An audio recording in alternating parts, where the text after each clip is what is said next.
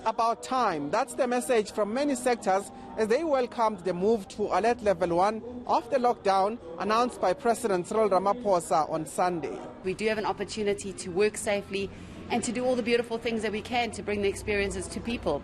And that is what we're going to continue to advocate. We're going to continue to keep people safe. We're going to respect the protocols. We're going to continue to commit to the regulations.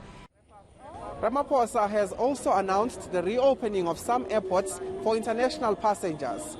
The CEO of one of the airports that shut down their international doors for almost a year says this will be a start to recover from the loss. We had to retrench about 100 people.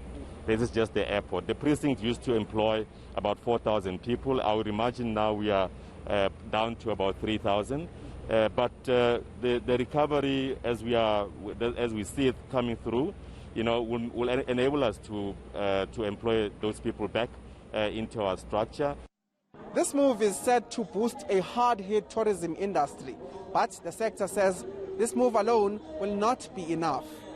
Our rate of infection was not worse with the second variant. Yes, we had a slightly higher epidemic, but our slightly higher epidemic was way below most second waves in other countries in terms of rate of infection per 100,000 of population.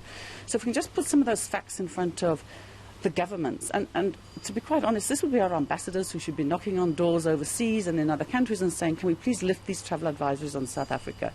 Meanwhile, education unions have called for teachers to be next in line.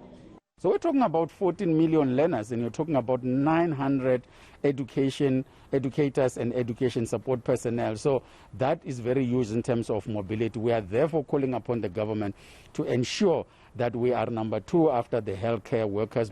On these streets, many have welcomed the move to Alert Level 1 and have called on everyone to observe regulations to avoid more restrictions. Lindokuhle Xulu, Johannesburg.